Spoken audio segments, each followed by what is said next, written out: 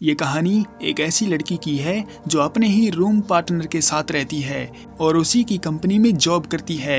इस सीरीज का ये 6वां एपिसोड है। अगर आपने इसके पिछले एपिसोड नहीं देखे हैं तो उसके लिंक नीचे डिस्क्रिप्शन में है। रात को जब डिनर का टाइम होता है तो चेंग याओ कियान से कहती है कि वो बाई शिंग मिन के केस में उसकी मदद करे क्योंकि वो बहुत अच्छी एक्ट्रेस है और उसके साथ धोखा हुआ है। इसीलिए चेंग याओ कैसे भी करके उसको जस्टिस दिलाना चाहती है। उसकी बातों से कियान समझ जाता है कि वो इमोशन में बह रही है, जिस पर वो उसे समझाता है कि एक लॉयर होने के नाते उसे अपने इमोशंस को अपने प्रोफेशन के बीच में नहीं लाना है और अपने दिमाग से काम लेना है। और ये बात भी जरूरी नहीं है कि जो इंसान हमें गलत लगता है वो सच में गलत ही होगा। इसीलिए अपने दिमाग का इस्तेमाल करके हमें सही और गलत का पता लगाना चाहिए। लेकिन चेंग याओ इन सब बातों से एग्री नहीं होती और डिनर के बीच में से उठकर चली जाती है। और वहीं जून शी को मैसेज करके कहीं बाहर घूमने चलने को बोलता है, लेकिन शी मना कर देती है क्योंकि उसकी बहन के साथ उसका पहले ही प्लान बन चुका है। इसके बाद जून एक मीटिंग का प्लान लेकर कियान के पास जाता है और उसको मीटिंग में ज्वाइन होने को बोलता है। पहले तो कियान मना कर देता है, लेकिन जब उसे पता चलता है कि जून ने चेंग याओ को भेजने का प्लान बनाया है तो कियान भी वहां जाने को रेडी हो जाता है क्योंकि ये मीटिंग आने वाले अवार्ड को जीतने में उनकी मदद कर सकती है। रात हो जाने पर जब कियान इस बारे में चेंग याओ से बात करता है तो चेंग याओ उस मीटिंग को अटेंड करने से इनकार कर देती है क्योंकि कल वो अपनी बहन के साथ अम्यूजमेंट पार्क जाने वाली है। लेकिन कियान फिर से उसको अपना कर्ज उतारने की धमकी देता है और चेंग याओ को मीटिंग में चलने के लिए मजबूर कर देता है। अगले दिन शी अम्यूजमेंट पार्क में चली जाती है और अपनी छोटी बहन के आने का इंतजार करने लगती है, लेकिन चेंग याओ उसको कॉल करके बताती है कि बिजी होने की वजह से वो नहीं आ पाएगी। और तभी जून वहां पर आ जाता है और उसने जानबूझकर चेंग याओ को उस मीटिंग में भेज दिया था ताकि वो खुद शी के साथ आकर एंजॉय कर सके। अब शी उसको मना भी नहीं कर पाती क्योंकि टिकट रिफंड भी नहीं हो सकती, इसलिए वो अपना दिन जून के साथ काटने के लिए मान जाती है। और वहीं मीटिंग में काफ़ी सारी फीमेल लॉयर्स भी आई हुई थी और सभी को एक दूसरे के आमने सामने बैठकर 3 मिनट के लिए खुद को समझने का मौका दिया जाएगा और दूसरे पार्ट में वोटिंग भी की जाएगी। फीमेल लॉयर्स काफ़ी ज़्यादा खुश हो जाती हैं क्योंकि उनको एक चिकने लौंडे को इम्प्रेस करने का मौका मिला है। और जब वो आमने सामने बैठकर कियान से सवाल करने लगती हैं, जैसे कि उसको किस तरह की लड़कियां पसंद हैं, उसकी डेटिंग के रूल क्या हैं और उसकी नज़रों में लड़कियां किस तरह की होनी चाहिए या उसके फ्यूचर प्लान क्या हैं, लेकिन वो गधा उन सभी के सवालों का उल्टा पुल्टा जवाब देता है और सभी लड़कियां उससे नाराज हो जाती हैं। दोपहर को उनको वोटिंग रेस के लिए एक दूसरे के साथ टीम बनाने का मौका दिया जाता है, लेकिन कोई भी लड़की कियान के साथ टीम बनाने को राजी नहीं होती क्योंकि वो काफी चिड़चिड़ा है। कियान के दिमाग में आइडिया आता है कि वो चेंग याओ के साथ टीम बनाएगा और इस बोट रेस को जीतेगा, मगर चेंग याओ इस बार भी उसके साथ टीम बनाने से मना कर देती है, लेकिन कियान उसे फिर से मजबूर कर देता है। बोट रेस शुरू हो जाती है और इस गधे को देखो जो लड़कियों की तरह बैठा है और बेचारी अबला नारी से बोट खिंचवा रहा है। रेस जीतने के लिए चेंग याओ आगे बढ़ने की कोशिश करती है, पर तभी उसका चप्पू पानी में गिर जाता है और जैसे ही चेंग याओ उसको उठाने की कोशिश करती है तो वो पानी में गिरने ही वाली थी, लेकिन उसको बचाने के चक्कर में कियान खुद पानी में गिर जाता है और उसको बचाने के इरादे में चेंग याओ भी खुद पानी में उतर जाती है।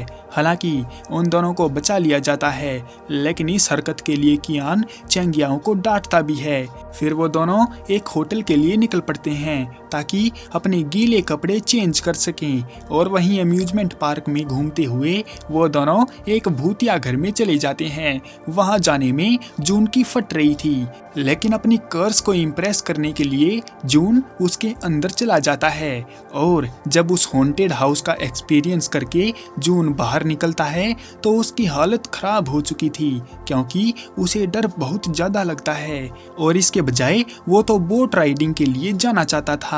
फिर वो मौका पाकर उस रात वाली बात के बारे में शी के साथ बातें क्लियरिफाई करने की कोशिश करता है। लेकिन जैसे ही वो बात शुरू करता है तभी उसके पास कियान का कॉल आ जाता है, जो कि पहनने के लिए सूखे कपड़े मंगवा रहा था। जून कहता भी है कि वो अभी व्यस्त है, लेकिन कियान के सामने उसकी एक नहीं चलती और उस बेचारे को मजबूरी में जाना पड़ता है। फिर जैसे ही वो कपड़े लेकर होटल पहुंचता है तो कियान चैंग याओ को उसके सामने नहीं आने देता और जल्दी से कपड़े लेकर उसे वहां से भगाना चाहता है। लेकिन जून चैंग याओ को देख लेता है और उसे लगता है कि उसने मुर्गी काट दी। लेकिन कियान साफ साफ बताता है कि वो ऐसा लड़का नहीं है, ये बस एक इंसिडेंट था और वो यहाँ पर कपड़े चेंज करने आए थे। सारी बात को कंट्रोल करते हुए कियान उन दोनों को अलर्ट करता है कि इन सब बातों का बाहर किसी को नहीं पता चलना चाहिए, नहीं तो उसकी इज्जत मिट्टी में मिल जाएगी। कपड़े चेंज करने के बाद वो दोनों ऑफिस में चले जाते हैं और ऑफिस का काम खत्म करने लगते हैं। काम हो जाने पर वो दोनों घर लौट आते हैं तो चैंग याओ जुकाम होने की वजह से काढ़ा बनाकर पीने लगती है। चैंग याओ कियान को भी पीने के लिए पूछती है, लेकिन उसे इन सब से कोई दिलचस्पी नहीं है। तबीयत खराब होने से चैंग याओ आज रात का खाना बनाने में आलस कर रही थी, लेकिन इन सब से कियान को घंटा फर्क नहीं पड़ता, क्योंकि उसे तो बस लेट नाइट स्नैक्स चाहिए और साथ में उसके गाना भी होना चाहिए। वैसे ये कितना खुदगर्ज है जो अपने मजे के लिए बेचारी लड़की को परेशान कर रहा है।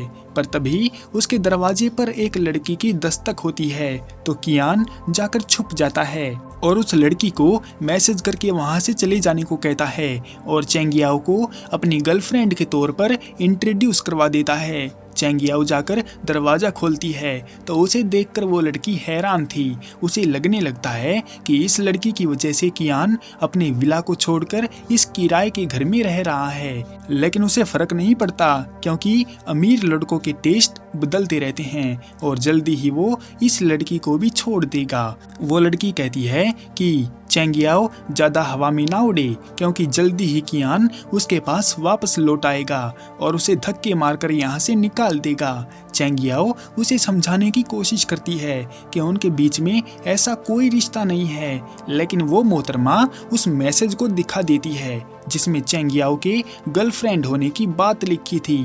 पूरा मामला सेट करके लड़की वहां से निकल जाती है और अब चैंग याओ को मौका मिल गया था कियान को परेशान करने का, इसलिए वो जाकर पूछती है कि उसने उसके नाम का इस्तेमाल क्यों किया। इस बात का जवाब देते हुए कियान कहता है कि वो उसके पहले क्लाइंट की बेटी है और काफी समय से उसके पीछे पड़ी हुई है। उसी से बचने के लिए कियान इस रेंट के हाउस में रहने के लिए आया था और ये घर उसकी कंपनी के पास भी है। लेकिन ये सब बातें चैंग याओ को हजम नहीं होती, क्योंकि उसे लगता है जरूर कोई ना कोई राज है जो कियान उससे छुपा रहा है।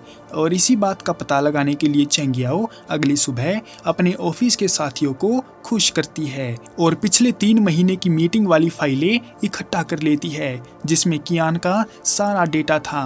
रात को चैंग याओ उन फाइल्स को एनालाइज करती है तो उसे एक ऐसे बंदे की फाइल मिलती है जिससे कियान ने ज्यादा पैसे नहीं लिए थे, जबकि वो एक महंगा लॉयर है। इस बात का पता लगाने के लिए चैंग याओ उस बंदे को कॉल करती है तो उसे पता चलता है कि कियान को नींद नहीं आती और वो अपनी नींद ना आने की बीमारी से काफी दुखी है। इसके बाद तो चैंग याओ को एक एक बात समझ आने लगती है और उसे पता चलता है कि उसका गाना ही एक ऐसी चीज है जो कियान को नींद में ले जाता है, क्योंकि जब भी कियान स्नैक्स बनवाता है तो वो लेट नाइट को ही बनवाता है और जब स्नैक्स रेडी हो जाते हैं तो कियान उनको खाता भी नहीं है। इस बात को कंफर्म करने के लिए चैंग याओ उसी टाइम खाना बनाने लगती है और साथ में गाना भी गाती है। खाना बन जाने पर चैंग याओ जब कियान को देने जाती है तो देखती है कि वो स्लीपिंग पेशेंट घोड़े बेच के सो रहा है। इस बात से ये कंफर्म हो जाता है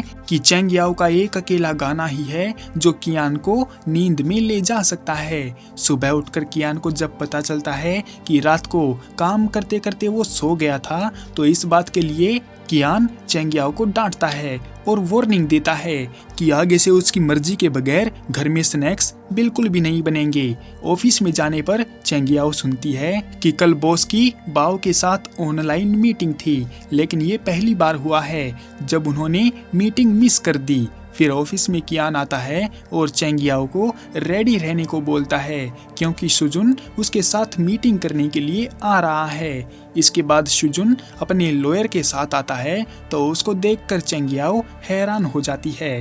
क्योंकि उसका लॉयर उसकी बहन का एक्स-हस्बैंड था। सुजुन का कहना है कि वो अपनी बीवी की बात मानने को तैयार है और उसको सेटलमेंट के पैसे देने के लिए भी रेडी है। बस वो चाहता है कि ये केस बिना कोर्ट जाए ही खत्म हो जाए, क्योंकि अगर ऐसा हुआ तो उन दोनों के करियर पर ही इसका इफेक्ट पड़ेगा। इसलिए सुजुन एक सेटलमेंट प्रपोजल भी तैयार करता है और उसको कियान के जरिए उसकी बीवी को दे देने को कहता है, लेकिन उसी वक्त कियान बात मानने से साफ मना कर देता है। फिलहाल के लिए इस एपिसोड को यहीं पर एंड करते हैं। सुजुन सारी बात खत्म करने को भी रेडी है और इस मुकदमे को खारिज करवाने की जद्दोजहद भी कर रहा है, लेकिन कियान उस फाइल को पहुंचाने में नखरे क्यों कर रहा है वो हम नेक्स्ट एपिसोड में देखेंगे।